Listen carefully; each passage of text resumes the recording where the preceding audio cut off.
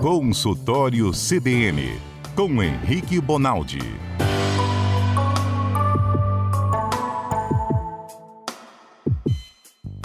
Oi, doutor Henrique, boa tarde, tudo bem? E aí, gente, boa tarde, vocês estão bem? Rapaz, acabamos de rir de você aqui, doutor Henrique. O que é? Hoje eu não consegui escutar. Não, mas não foi nós que falamos, não. Apareceu uma chamada aqui na rádio, sua voz falando. Então, ó, fritura faz bem, faz mal sim pra digestão, mas não é pra todo mundo, não. Senão, por que ia inventar coxinha? A gente adorou aqui a parte da coxinha. Você que falou. Você falou agora há pouco, ficou gravado. Olha só, você ouvinte, tem alguma dúvida em relação à saúde? Tá com o joelho doendo? Tá com algum amigo que tá tomando remédio? Seja lá o que for, ansiedade, não consegue consulta, dor de cabeça. Aproveita que o médico tá aqui, gente, doutor Henrique Bonaldi. Se ele não souber, ele pergunta pro especialista e traz a resposta. Nosso WhatsApp, Patrícia, para quem quer mandar pergunta pro médico. 992994297. E antes do Mário pedir, eu repito, 992994297. Patrícia é pra frente, não é? Patrícia sempre está presente. Eu não posso pedir para repetir, nós Ela vai pedir, repete. é pra frente. Não é pra frente, é à frente. Do seu tempo. É. Depois dessa daí, Maria. Depois dessa daí. Ficou uma dúvida da semana passada, doutor, da Wanda Lopes. Posso ler aqui? Fala aí. Vando. Claro. Vando. Minha família toda tem hipertensão e eu não. A orientação da minha médica foi que eu medisse a pressão pelo menos 2 vezes na semana. Credo, você não tem? Se der acima de 14,9, eu preciso investigar se preciso de tratamento. Você também está me orientando assim, doutor Henrique? É a pergunta dele, do Vando. A família mais toda ou menos, tem hipertensão, porque menos ele. a chance dele ser hipertenso ou um dia se tornar hipertenso, a gente não sabe a idade do Vando, né? Lembrando que a pressão arterial, ela sobe mais comumente entre 30 e 50 anos. Então, se ele é um cara com 40, 45 anos, isso ainda pode acontecer. E a medida de pressão arterial, Mário, hoje, como diagnóstico, você falar assim, ó, o cara tem pressão alta, ela tem uma hierarquia de exames. Exames melhores para dar esse diagnóstico, exames piores. E um dos piores é a medida residencial, é você medir em casa a pressão. Essa medida em casa, como ela não tem uma metodologia, como ela não tem um jeito de fazer, ela acaba perdendo importância. Só para você ter ideia, Mário, para eu confiar na medida de pressão que o cara está fazendo em casa, ele tem que estar sem vontade de fazer xixi, sem tomar café ou refrigerante nos últimos 30 minutos, sem fumar nos últimos 30 minutos, com perna descruzada, braço ao nível do peito, tem que medir 2 vezes, fazer a média, tá entendendo? Não é isso que o cara faz, o cara no meio do reforfé, filho dele passa de um lado para o outro, quebra um copo e vai lá e mede a pressão. Então a chance da gente estar vendo a real pressão do sujeito é muito baixa. Por isso que ao longo do tempo foi se desconstruindo a ideia de que a gente medindo em casa trata melhor. Então não tem diretriz nenhuma no mundo que mostra que se eu medir a pressão em casa, eu morro menos do que o cara que não mede a pressão em casa. Entendi. Ainda não é uma medida tão fiel assim. Então não é um hábito meu pedir para todos os pacientes. Agora, existe, mas aí você ensina o caboclo como é que ele vai fazer para medir a pressão em casa. Medindo da forma correta, você pode confiar no número que vier. Ok, agora eu peço licença aos ouvintes para o meu desafio, o senhor lembra?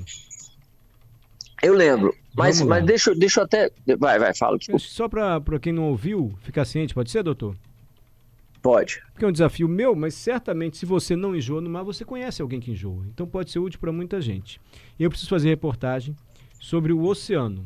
Então eu tenho alguns desafios. Eu vou ter que mergulhar e vou ter que ficar 3 dias num barco no mar. Eu vou morrer, porque eu já passei por essa experiência, é horrível. Da PT, eu não consigo trabalhar. Eu fico de pressão baixa, doutor, fico branco igual uma vela. Porque as pessoas levam na brincadeira, enjoa, vomita, que passa. Você vomita, mas você continua péssimo. E fica 2 dias depois, viu? Aí eu perguntei pro doutor Henrique, o senhor tem que me ajudar, que eu já estou quase desistindo disso, o senhor tem que me dar um remédio, alguma forma de eu aguentar esse troço. Detalhe, eu sou alérgico, eu tenho alergia de pirona, tenho alergia a amoxicilina, outros hinos da vida. Calma que piorou agora pro senhor. Antes de fazer essa reportagem, o que eu fui fazer? Curso de mergulho. Eu não entrei no barco, eu fui fazer um curso de mergulho, fiquei 3 horas na piscina. O senhor acredita que eu enjoei na piscina? Se eu enjoei na piscina, eu vou morrer no mar. Assim, eu já estou vendo uma estratégia, doutor, sério, de mandar só a pessoa fazer imagem, fazer entrevista antes, para não estragar a gravação e a expedição, porque é uma expedição que eu tenho que acompanhar. O senhor me recomendaria ir nesse troço? Ô, Mário, tem gente que não nasceu pro mar, amigo. O que você me diria? É o seguinte, eu fui atrás de 2 otorrinos e uma neurologista para entender o que a gente pode estar fazendo. Existem frentes de trabalho para isso aí, existem frentes de tratamento. tem como você, inclusive, parte do tratamento ele é iniciado 1 dia, 2 dias antes de você começar a ir para lá. Qual é a intenção? Isso é um negócio chamado cinetose. Você tem o labirinto, você tem o ouvido interno mais sensível do que a população em geral. E qualquer movimento é compreendido por você numa magnitude muito maior. Por isso que dá esse enjoo. Por isso que tem gente que enjoa tem gente que enjoa na montanha-russa, tem gente que não enjoa. Tem gente que roda, essas mulheres do balé, por exemplo, que treinam, essa galera do Cirque du Soleil, o cara roda e ele não fica tonto hora nenhuma. E tem gente, meu pai, por exemplo, se você soprar meu pai, ele tonteia. Então essa hipersensibilidade, ela tem formas de tratamento, inclusive para tentar abortar a crise. Então na hora que o cara entra na crise, tem jeito de eu tentar tirar.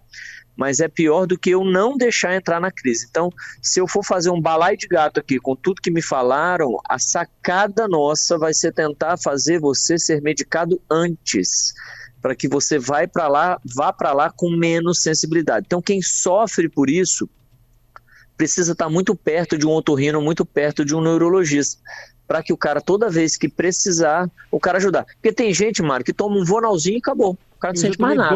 Já tomei 2, vomitei, estraguei uma gravação uma vez. E você já tomou e já fez... Deixa eu contar para o senhor. Desculpa, eu vou contar, né? Que a gente estava gravando, eu estava com o microfonezinho escondido na camisa. E da equipe só eu enjoei, mas eu já enjoo muito feio assim, sabe? E aí eu tive que deitar lá no fundo do bar, aquela situação constrangedora, branco, vomitado. Pálido. De repente quem chegou, o rapaz que estava operando o áudio. Eu falei, você não enjoava? Ele falou, mas você ficou com esse inferno desse microfone vomitando. Aí quem é que não enjoou? Porque o fone estava no ouvido dele, entendeu? Enquanto outras pessoas faziam. Coitado do Davidson.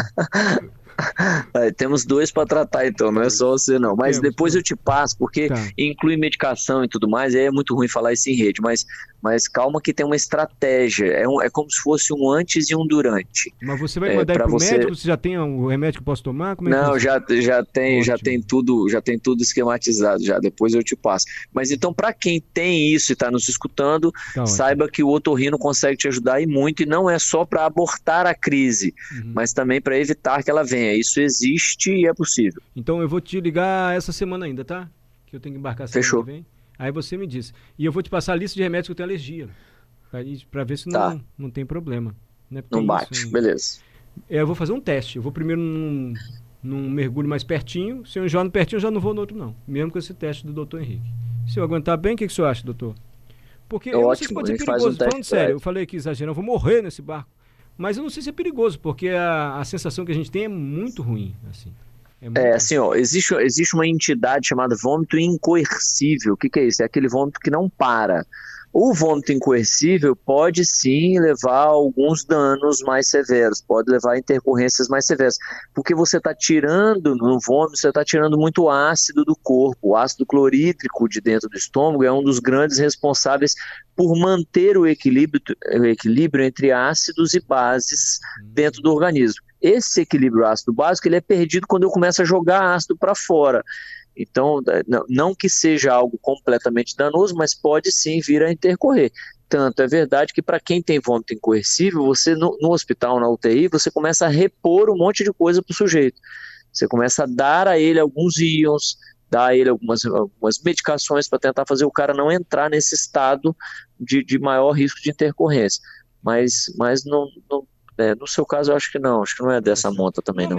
Minha questão não é nem o vômito. O vômito eu levo. O problema é a sensação de mal-estar assim, terrível que dá, de dor de cabeça, de tudo que dá. Assim. Roda tudo, é muito ruim. Cinetose. Desculpe, ouvinte, eu abusar aqui, mas acho que você pode conhecer alguém. Doutor Henrique está falando, olha, se você tem essa dificuldade, há maneiras de tentar evitar. Tomando remédio antes e há um remédio para tomar durante a crise ali para tentar conter. Eu farei o teste, serei a cobaia. Tem perguntas agora dos ouvintes. Podemos ir, doutor? Claro. DJ Oli, boa tarde, CBN. Trabalho com pintura, direto com obras gerais. De vez em quando meu nariz inflama o cabelo do nariz. Por quê? Será que tem a ver com a tinta, doutor? Como eu evito inflamação? Dúvida do DJ Oli. Tem um fenômeno de as hipertrofias de corneto, a mucosa de dentro do nariz, ela fica um pouco mais cheia toda vez que eu faço rinites de repetição. E se ele tem alergia a esse tipo de tinta, ele vai ficar sempre com essa mucosa um pouco mais grosseira. E aí a mucosa grosseira pode atrapalhar no crescimento do pelo? Até pode, mas pode também não ter nada a ver. Pode ser só porque está encravando um pelo. Igual tem gente que na perna, no braço, encrava o pelo toda hora, a gente chama isso de foliculite, né, no linguajar médico. Tem gente que é mais propenso a fazer foliculite. Tem gente que passa o final de semana inteiro tirando os pelinhos de dentro da pele, assim, ó, porque vai encravando. Com certeza quem está nos escutando conhece alguém assim. Então pode ser que ele tenha isso no nariz. Então pode ter relação? Pode. Mas é uma relação certa? Não. E aí quem responde isso para o seu otorrino? Aliás, esse mesmo otorrino é o cara que vai diminuir a grossura dessa mucosa no nariz. Existe remédio hoje para tratamento de longa data para rinite. O cara para de ter as crises de rinite porque ele resolve usar a medicação todo dia. A minha esposa é assim, só que casa de ferreiro, espeto de pau, né? Ela não escuta o que eu tô falando. Porque quando ela usa a medicação por meses, melhora muito, ela para com as crises de rinite. Quando ela para de usar, a rinite às vezes até vira sinusite, às vezes até vira sinusite bacteriana, tem que entrar com antibiótico. Então as intercorrências de quem tem rinite são chatas, assim, é enjoado. Então às vezes é melhor você gastar 2 vezes no dia, 2 borrifadas no nariz, do que você ficar catando cavaco tendo que usar antibiótico, entendeu? Entendi. Alex, caminhar, ele botou só caminhar, doutor. Caminhar ajuda a baixar a glicose? Ajuda. Ajuda a baixar a glicose, ajuda a baixar a pressão alta, ajuda a baixar o colesterol, ajuda. Mas é claro que é uma balança, né? Não adianta eu começar a caminhar e comer um hambúrguer todo dia depois que eu caminho. Então a sacada é sempre a balança. Quanto mais eu gasto e menos eu ingiro, menos eu coloco para dentro, a balança é negativa, vai diminuindo os seus exames, não tenha dúvida. E é claro que o cara que para de comer completamente e passa a ser um triatleta, ele tem um resultado melhor do que o cara que restringe 20% da alimentação ruim dele e só caminha, é claro. Mas se você comparar o sedentário que não caminha com o que caminha, já é assim, vertiginoso, já vai cair os níveis todos, você já vai melhorar o controle. Por isso que a gente sempre fala que para quem tem essas doenças, ou para quem está quase chegando nelas, com nível de pressão quase na pressão alta, nível de glicose quase, esses indivíduos, eles têm que entender que quanto mais atividade física fizer, melhor. Mas começar de qualquer modo já é benéfico, o cara já tem grandíssimos benefícios. Ô Mário, um dos grandes benefícios dessa caminhada que ele está falando, para você ter ideia, é a redução de câncer. O sujeito reduz câncer quando ele se torna ativo, ele não precisa ser a Fernanda Keller, não. Então é importante isso. Isso desmistifica um pouco, Mário, a ideia que a gente tem de que quem faz atividade física tem o tênis tal, a academia tal, o horário tal, parece tudo muito ideal para você conseguir fazer atividade física. Não é assim, não. Você que mora 1 hora a pé do seu trabalho, pode começar a ir e voltar a pé. Você vai ter você que mora meia hora, vai e volta a pé. Você vai ter um benefício fantástico para tudo, inclusive para redução de câncer. Melhora a qualidade de sono, melhora a disposição física, sexual e saúde vários mental benefícios. também, atividade física, né? Saúde mental, ansiedade. Qualquer atividade física, não fica com frescura de que porque eu tenho que comprar o Nike, sei lá das quantas. Não tem que comprar nada, só tem que ficar suado e fazer atividade física. A gente leva a sério quando tem que tomar o remédio, né? Mas pelo que o senhor fala, a atividade física é como se fosse um remédio, né? Todo dia 10 horas tem que tomar um remédio. Se botar todo dia 10 horas tem que andando para o trabalho, é a mesma coisa, porque é um remédio preventivo, o melhor que existe a atividade física, né? E é melhor do que você tomar um remédio para cada coisa, porque eu não sei se todo mundo sabe, mas o remédio de pressão ele não trata o diabetes. O remédio de diabetes ele não trata o colesterol alto. O remédio de colesterol alto ele não trata o cigarro. Tá entendendo, Mário? Então eu te entupo de 11 remédios se você tiver 4 doenças, mas eu não te entupo de 5 tipos de atividade física. Você precisa fazer um tipo só. É 1 hora só, por um tipo só, por 5, 6 vezes na semana. Isso aí já é o melhor ganho, o melhor benefício cardiovascular. Hoje é dieta e atividade física, não tenha dúvida. A era do toma esse remedinho aqui que vai melhorar, ela já acabou. Nós insistimos nessa era por 30 anos e o sujeito que faz atividade física, ele é melhor, ele tem melhor performance do que o cara que é entupido de remédio. Mário, só para você ter ideia, ó, se eu comparar 2 grupos, um grupo que toma remédio, se entope de remédio e tem as coisas no lugar, então ele tem uma pressão boa com remédio, ele tem a glicose normal com remédio, ele tem o colesterol bom com remédio, e comparar esse mesmo indivíduo, igual, assim, gêmeos, mas que o cara não toma remédio, mas faz atividade física, esse cara da atividade física e da dieta adequada, ele pode até não ter os valores tão bons quanto o cara que se entope de remédio, mas ele morre menos. Olha isso. Então eu morro menos não é pelo valor que eu conquisto com o remédio, e sim pelo hábito que eu conquisto no dia a dia. Isso está comprovado, isso é verdade. Mário, doutor Henrique Adalberto aqui, tudo jóia? Ei, Adalberto. Olha, eu tenho uma dúvida, aí o senhor tava falando sobre atividade física, eu percebo lá na academia, tem uma galera que fica suada ali, que você vê assim que a pessoa tá ali suada. Aí o senhor falou da questão do suor. O suor realmente é bom? Por que algumas pessoas que parecem que realmente produzem mais suor do que outras pessoas? Porque ao mesmo tempo tem aquela galera que a gente tá vendo ali pegando peso e que tá sequinha. Aí eu queria saber essa relação do suor aí, eu tenho curiosidade. O Roger Federer, tenista, não suava. Ele jogava lá 3 horas de tempo, Aí, o outro nada. Nadal ensopado, ele quase não suava. Tu me falou, ele joga tão bem, elegância, ele nem sua. Nem Mas sua. é do corpo dele, né, doutor? O que é o suor? O suor é o seu corpo se resfriando. Ele joga, isso é igualzinho a lata de cerveja que você molha antes de colocar no congelador. Molha ou não molha? Todo mundo molha a lata de cerveja antes de colocar no congelador porque ela esfria mais rápido. O que o cara está tentando fazer? O seu metabolismo celular vai subindo muito por causa da atividade física. Muitas células trabalhando ao mesmo tempo. Então você sai de um cara de 35, 35,5 e vai para 36,8, 37. E isso dificulta essa mesma célula que está precisando trabalhar muito, ela começa a ter dificuldade de trabalhar. O que o corpo faz? Joga uma aguinha para o lado de fora para que na hora que o vento bata, tire o calor de dentro do seu corpo e tire você do 37 e volta ao seu 36,5. Ou pelo menos garanta que você não vai subir mais do que 36,8, 36,7. E esse mecanismo é para resfriar. E aí, Mário, isso é de cada um. Tem gente que precisa ser mais resfriado do que outros. Tem gente, inclusive, que fica mais suado do que deve, até sem fazer atividade física, né? As hiperidroses. Eu tenho um amigo chamado Igor Damasceno, que é desse jeito, ele sua sem nada. Então, apesar de ser um mecanismo protetor, às vezes ele é disfuncional, às vezes o cara sua mais do que deve mesmo. Mas o que é importante? É você entender que toda vez que você está ficando suado na atividade física, você está exigindo da parte cardiopulmonar. E é isso que te faz melhorar os níveis, melhorar a mortalidade, melhorar a qualidade de vida, diminuir a chance de câncer, blá, blá, blá. Então, o suor ele é bem-vindo. Só não inventa de ficar suado, correr meio-dia de jaleco, de casaco na praia por 4h30, porque você vai desmaiar desidratado. Porque aquele suor ali, você está perdendo líquido.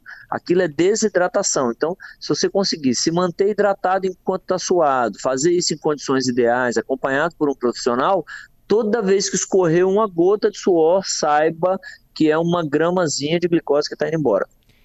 Rosalina mandou mensagem. Adalberto, você perguntou o que eu sempre quis saber. Adalberto é assim, Rosalina, ele vem preciso, ele é... É a cena que eu vejo todo dia, Mário. Eu tô ali na academia, eu vejo uma galera suada, aí eu olho pro lado, tem uma pessoa sequinha, eu falo, gente, por que essas pessoas estão olhando mesmo exercício música, tão pergunta que a diferente? Rosalina sempre quis saber a vida inteira. Doutor, vamos ajudar a Maria Luciene? Olha aqui, ó. Boa tarde, doutor Henrique. Como é que é feita a cirurgia de retina e catarata? Sou diabética, escreve a Maria Luciene, e tenho que fazer as duas. Percebo que ela está um pouco preocupada. Catarata é a troca de um vidrinho que a gente tem no olho. Esse vidrinho, nós falamos isso na vez passada ou retrasada, esse vidrinho ele vai ficando igual farol de carro velho, vai ficando opaco, não vai deixando de ser translúcido, chama translúcido porque passa a luz, né? E aí o sujeito troca aquilo. Na retina é um pouco diferente, quando o sujeito tem que, por exemplo, eu fiz miopia, né? A cirurgia de miopia. Quando eu operei miopia, o cara falou assim, rapaz, você tem retina o suficiente para você operar não sei quantas vezes. Aí o tipo da cirurgia geralmente é o que eles chamam de laser, né? Então um é a troca, vamos recapitular, um é a troca, eu troco o cristalinozinho, eu troco esse vidrinho que a gente tem no olho para deixar de ser opaco, isso é catarata, e na parte da retina, quando você precisa... Bota um artificial? Como assim troca? Põe um artificial. Mário, põe um artificial e tem maior discussão, os oftalmologistas se amarram em falar nesses trem aí, porque tem lentes de melhor qualidade. Então tem lente que eu coloco agora, que daqui 3 minutos e 42 ela já não tá tão boa. Aí o cara precisa operar de novo depois de não sei quanto tempo, 10 anos, sabe assim? E tem lente que o cara coloca e dá para ficar pros bisnetos dele, porque a lente é muito boa, ela não faz mais nada, ela fica muito boa, ela não complica. Então até a qualidade desse material é muito discutida hoje nos congressos e pelos oftalmologistas. Mas não é uma cirurgia gravíssima, é uma cirurgia, de certa forma, simples, e a indicação maior é essa mesmo, catarata. Catarata, troca o vidrinho. Não tem catarata, tem pouco benefício em trocar o vidrinho. E na parte da retina já é um pouco diferente, geralmente é o que eles chamam de cirurgia a laser. É o que eles chamam de queimou um pedaço da retina por conta da cirurgia a laser. E aí é uma cirurgia com outras indicações, feita inclusive por menos gente ainda. O povo que gosta de retina na oftalmologia fica mais 2, 3 anos só fazendo retina. Então você imagina, nós estamos falando anatomicamente, nós estamos falando de uma estrutura que tem 1 centímetro, 2 centímetros, e o cara fica às vezes 2, 3 anos estudando esse trem para dar conta. Então a oftalmologia, Mário, ela é um trem meio à parte, sabe? Tem hora, durante a faculdade de medicina, tem hora até que você acha que o cara não tinha que ser médico. O cara ele não tem que gastar tempo para medir pressão, aprender a palpar fígado, porque é um trem tão diferente, cara, é um negócio tão... É uma outra medicina. A semelhança a otorrino é assim também, então é outro naipe. Mas o senhor explicou bem.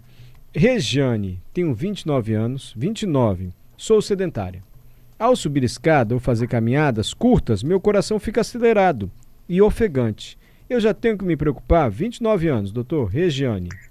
Regiane, você tem que preocupar pelo seguinte, porque isso que você está sentindo é o sinal direto do seu sedentarismo. Como você não treina, seu coração e seu pulmão não são acostumados a maior carga. Quando você dá uma maior carga, ou porque você subiu escada, ou porque você correu para pegar o táxi, o ônibus, ou porque você ficou bravo com alguém, você vai ficar ofegante. O que seu coração e seu corpo está te dizendo? Começa a praticar atividade física aí, porque senão vai ter uma hora que eu não vou conseguir sair do lugar. A tendência disso é só progredir, é só ficar cada vez pior. Então o cara que é sedentário com 29 anos, ele cansa mais do que o cara que era sedentário com 14. E cansa menos do que o cara que é sedentário com 50. Então só piora. O que o seu corpo está querendo te dizer é assim, faz uma atividade física, porque na hora que você precisar mesmo de verdade, na hora que tiver um tiroteio, na hora que tiver um trem acontecendo, você não vai dar conta. É luta ou fuga, isso é selvagem, isso é um comando selvagem.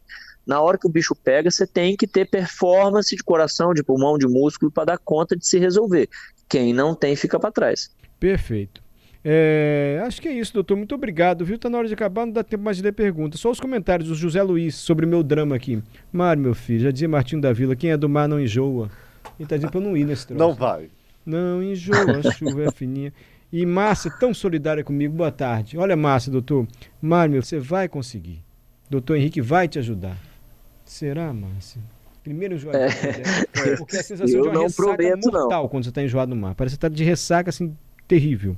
Vamos ver. Eu conto para vocês depois. Obrigado, viu, doutor? Tchau, gente. Vão com Deus. Boa semana.